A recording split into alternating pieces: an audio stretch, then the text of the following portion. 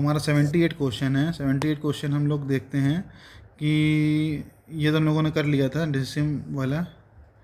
अगला है which of the following is the principle of natural justice in an disciplinary action, opportunity for the accuse to be heard. ठीक है। In the context of evolving EIR psychological contract refer to the which of the following. तो psychological contract होता है unwritten expectation between the employer and employee. Which industrial relation approach in India emphasises cooperation and shared goals between the employers and employees. तो ये आपका आएगा unitary approach में। Which of the following an example of non unionized method of conflict resolution. तो non unionized method जो होता है arbitration होता है।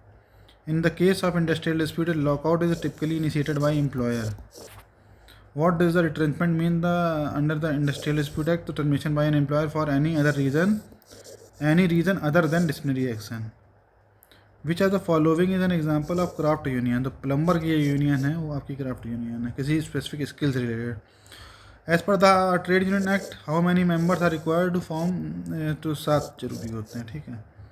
A lack of transparency in which of the following area is significant factor. तो promotion के case में देखिए एम्प्लॉय पार्टिसिपेशन ये तो नहीं सही है, पब्लिक रिलेशन ये भी नहीं सही है। उसके बाद उसने बोला कॉजिंग इंडस्ट्रियल डिस्प्यूट्स। तो प्रमोशन में क्योंकि एम्प्लॉय और एम्प्लॉयर में भी होता है। ठीक है। Which of the following trends in industrial dispute has been observe globally in recent year. तो इंक्रीज इन टेक्नोलॉजी, ये आपको क्वेश्चन मिल जाएगा कहीं ना कहीं, ये गूगल में ही मिल जाएगा क्वेश्चन, मैंने पढ़ा हुआ है, ये वहीं से डायरेक्ट कॉपी पेस्ट क्वेश्चन है ये।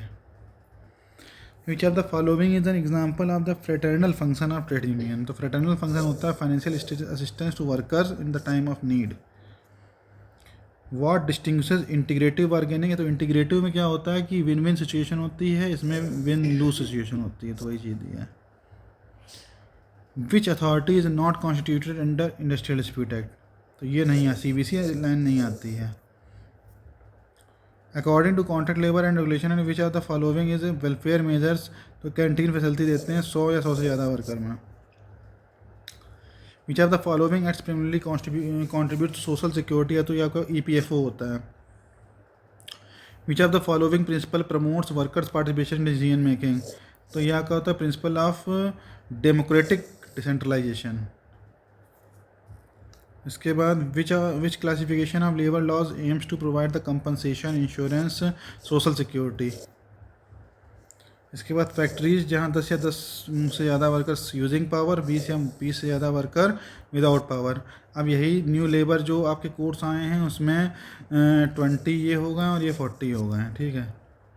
Under the interstate migrant act में जहाँ 5 या 5 से ज़्यादा वर्कर काम करते हैं वहाँ ये लगता है।